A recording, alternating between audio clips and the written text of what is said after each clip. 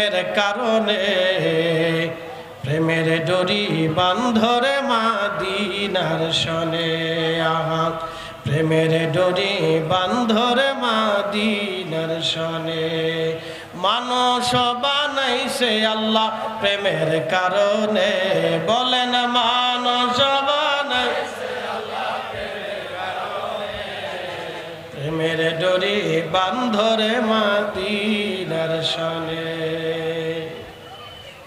আল্লাহ জিন বানাইলেন জিনদের সাথে আল্লাহর প্রেম হয় নাই মানব জাতির আগে পৃথিবীতে একটা জাতি ছিল জিন জিন জিন ওয়া খালাকাল জান্না মিন মারিজিম মিন নার আমি জিন সৃষ্টি করেছি আগুনের শিখা থেকে এ গাইবান্ধাবাসী গোবিন্দগঞ্জের মুসলমান ভালো করে শুনে যান আপনি মোমবাতিতে আগুন জ্বালাইলেন এই আগুনের উপরে একটা হলুদ আগুন আসে মোমবাতির উপরে হলুদ আগুন থাকে এই হলুদ আগুনের উপরে আরেকটা আগুন থাকে সবুজ সবুজ দেখা যায় এই সবুজ আগুনের উপরে আরেকটা ধোঁয়া ধোঁয়া আগুন থাকে এই ধোঁয়া দিয়ে জিন জাতি তৈরি করা হয়েছে যার কারণে জিন জাতি দেখা যায় না যদি সরাসরি আগুন থেকে বানাইতো তাহলে জিনদেরকে আগুনের মতো দেখা যাইতো যদি সরাসরি আগুনের উপরে যে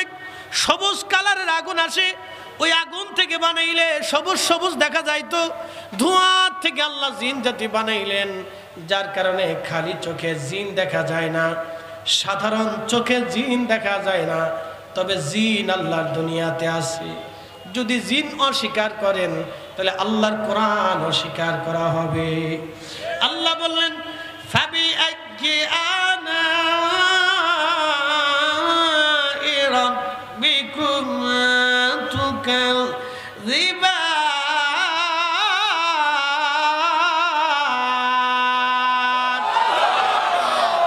হে মানুষ এবং জিন হে মানুষ এবং জিন তোমরা আমি আল্লাহর দেওয়া কোন কোন নিয়ামত আছে অস্বীকার করবা তোমরা বলো আর আয়াত আল্লাহ ওয়াজ করলেন ইয়া মাশারাল জিন্নি ওয়াল ইনসি ইন ইসতাতাতুম আন তানফুযু মিন আকতারিস সামাওয়াতি ওয়াল আরদি ফানফুযু লা তানফুযুনা ইল্লা বিসুলতান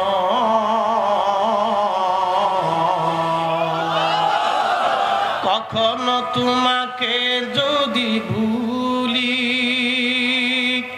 কখনো তোমাকে যদি ভুলি হেদায়েতের আলো যদি নিয় কাছে তুলি কখনো তোমাকে যদি ভুলি হেদায়েতের আলো যদি নিয় কাছে তুলি ঠাই দিও প্রিয়তম ওগো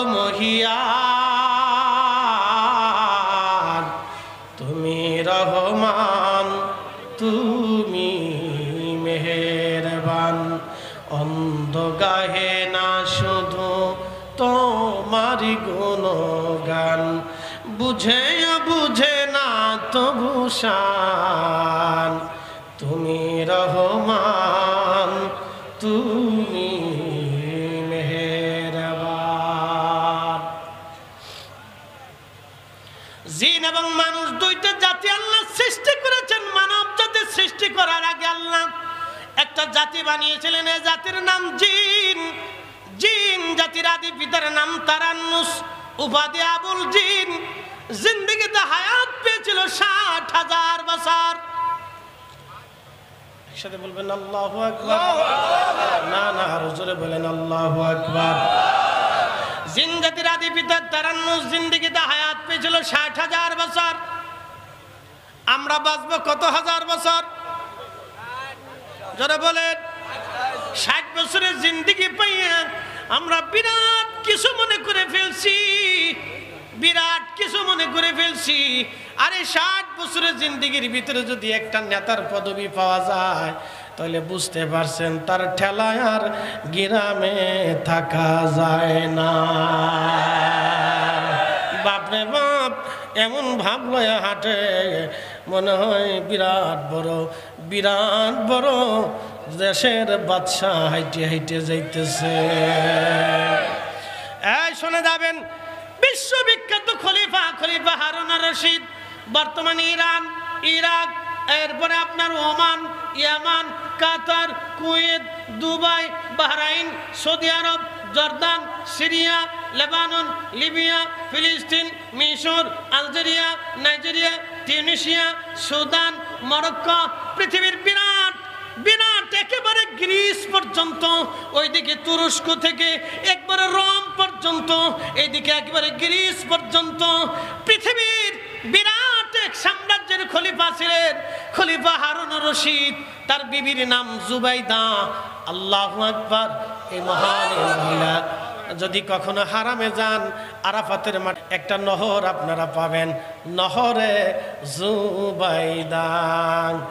এ মহিলারা ভালো করে শুনে যান, ঢাকা শহরে কোনো বেডির যদি একটা বাড়ির মালিক হয়, তাহলে ওই বেডি খালি কামলা বেডিরে ধরে ধরে ভিড়া। এই কথা কর না কেন? ভাবনে বাপ, তার ভাবের কোনো শেষ নাই। বিরাট বড় ভাবলে রাস্তা দিয়ে আঁটে, এত হাইটেন না। মশা মাত্র 2.5 দিন দুনিয়াতে বেঁচে থাকে। কিয়ামতের তুলনায় আমরা মশার চাইতে কম সময়ে বাসি। তারুজুল মালাইকাতু ওয়ার রূহু ইলাইহি ফি ইয়াউমিন কানা মিকদারুহু 50 আলফ সানা। দুনিয়ার 50,000 বছর, আখিরাতের মাত্র একটা দিন। এই দিন আখিরাতের একটা দিন। দুনিয়ার 50,000 বছর যত বড় হবে, হাসরের ময়দানের একটা দিন তত বড়। আপনার 60 বছরের জিন্দেগি দিয়া হাসরের ময়দানের জিন্দেগির আপনি একটু ভাগ দিয়ে দেখেন, সামান্য সময় দুনিয়াতে বেঁচে থাকে। এই জন্য আমার প্রিয় মুর্শিদ বলতেন, বাবা জীবনটা স্বপ্নের মতো চলে যাচ্ছে। জীবন স্বপ্নের মতো চলে যায়, জীবন স্বপ্নের মতো চলে যায়, স্বপ্নের মতো চলে যায়। শুনে যাবেন, যদি হেরে যান আরাফাতের ময়দানে 25 মাইল পাহাড়ি রাস্তা কেটে কেটে একটা নহর বানানো হলো, নহরে জুবাইদা।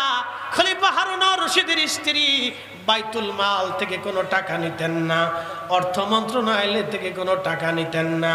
তিনি নিজের টুপি বানাইয়া, টুপি বিক্রি করে যেই টাকা রুজি করতেন, এই টাকা দিয়া জুবাইদার সংসার চালাইতেন। আর আমার দেশের বেটিরা মেকআপ মারতে মারতে মারতে মারতে সামরারে একেবারে 3-4 ফটো বানাইয়া ফেলছে। কাজ হবে না, কাজ হবে না। এই এত বড় খলিফার স্ত্রী টুপি বানাইয়া টুপি বিক্রি করে সংসার চালাইতো।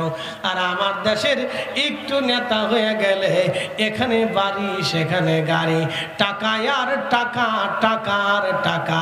টাকা কিন্তু জিব্রাইল আলাইহিস সালাম দিয়ে যায় না। আমরা কিন্তু ভালোই বুঝি, জনগণের পকেট চুরি কইরা তোমরা খাও। উচিত কথায় মহি বাজার, গরম ভাতে বিলাই বাজার, ডাইল ভাতে কুটুম বাজার ধরা পড়বা কিন্তু একদিন। মেহেশ্বরের মাঠ, এই রাষ্ট্রের সম্পদকে কেউ যদি 1 টাকা চুরি করে খায়, আল্লাহি বিল্লাহি তাল্লাহি ও আসমানওয়ালার কসম ও জমিনওয়ালার কসম, এই জমিনের মালিকের কসম, হায়াত মৃত্যুওয়ালার কসম করে বলতেছি, কিয়ামতের ময়দানে 18 কোটি মানুষ তার বিরুদ্ধে মামলা করবে। আল্লাহ, আমার হকের টাকা সে চুরি করে খেয়েছিল, আজকে আমার হক বুঝাই দিতে কোন, না দেওয়া পর্যন্ত আমি আজকে ছাড়ব না। সেদিন ওই ব্যক্তির মতো গরিব কিয়ামতের ময়দানে আর কেউ হবে না, কারণ 18 কোটি মামলা তার বিরুদ্ধে জমা হয়েছে। কথা বলে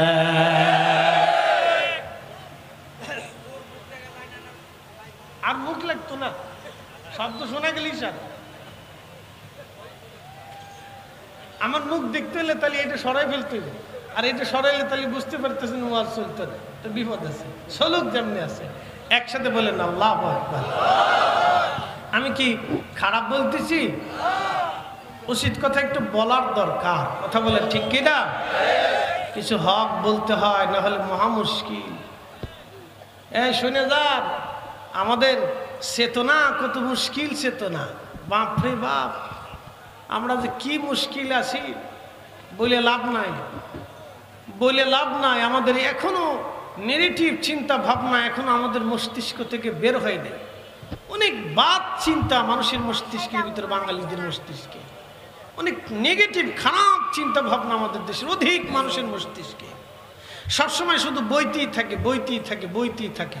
মনে হয় রক্তের সাথে মিশে গেছে। পেঁপের ভিতরে ইনজেকশন মেরে দিয়ে পেঁপে পাকাচ্ছে, বুঝতে পারছেন? বাঙালি, মেড ইন বাংলাদেশ। খাবারে ভেজাল, বিরিয়ানিতে ভেজাল, কুত্তার গোশত চালায় দেয় খাসির গোশতের বদলতে, জিন্দা মুরগির বদলতে মরা মুরগি হোটেলে চালিয়ে দিচ্ছে, মানুষ খাচ্ছে। কি পরিমাণে খাবারের ভিতরে ভেজাল মিয়া!